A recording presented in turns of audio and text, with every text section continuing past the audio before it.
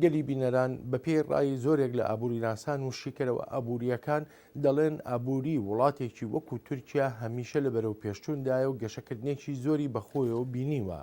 یەکێ لە هۆکارەکان ئەو هەوڵەیە کە تورکیا دەیدا تا ببێتە ئەندام لە یەکێتی ئەوروپادا.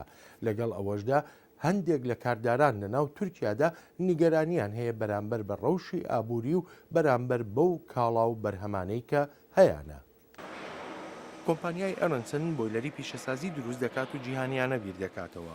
پێشتر تورکیا بەرهەمەکانی خۆی دەناردە وڵاتانی ئەوروپا کە بە شوێن باشی و نرخی هێرزانی شمەکەوە بوون و بە خێراییش بگاتە دەستیان. دەڵێت ئەم بۆیلەرە زانیاری تیادایە لەسەر ئەوانەی دەستیان لە دروستکردندا بووە. علی ئێرن سەرۆکی کۆمپانیاکە دەژڵێت لە سەدا 55 بازاری فرۆشتنی کەلوپەلی تورکیا ئەوروپایە.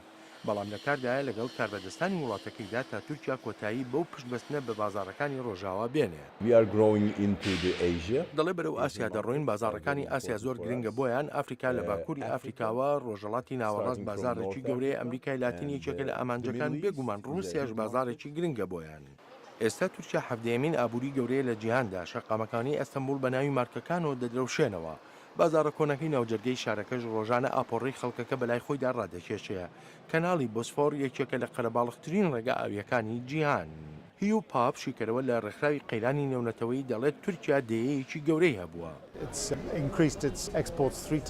دەڵێت تورکیا نردنەدەرەوەی بە 3 هەندە زیاد کردووە، سامانێکی زۆری داوە بە زۆرێک لە وڵاتیانی خۆی. هەڵکشان لە زۆر شوێندا هەستی پێدەکرێت تەنانەت لە ناوچە دوورە هەژارەکانی ڕۆژهەڵاتیشدا ئەمەش سەرکەوتنێکی گەورەیە.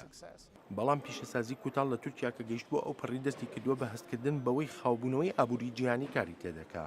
تا ئێستا توانراوە خۆی لە گورزەکانی قەیرانی جیهانی دارایی لابدا، بەڵام هەندێک لە کارداران نیگەرانن بەوەی وڵاتەکە بەرەو کاتێکی سەخت دەڕوە.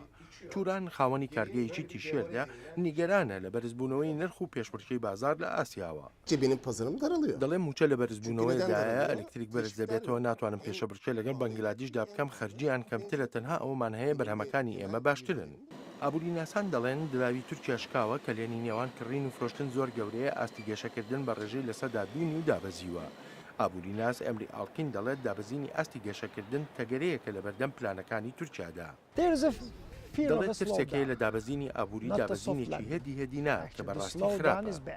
دەشڵێت ئایندەی ئابووری تورکیا دەکەوێتە سەر ئەوەی چۆن سەرکەوتوانە دەڕوا بەرەو پیشەسازی تەکنۆلۆژیای بەرزی وەک ماشێنی هایبرید و سۆفتوەر و فڕۆکەوانی. تا ئەو کاتەش تورکیا دەبێت گرە و لەسەر پێشنیازەکانی کاردارانی وەک ئێرن بکە.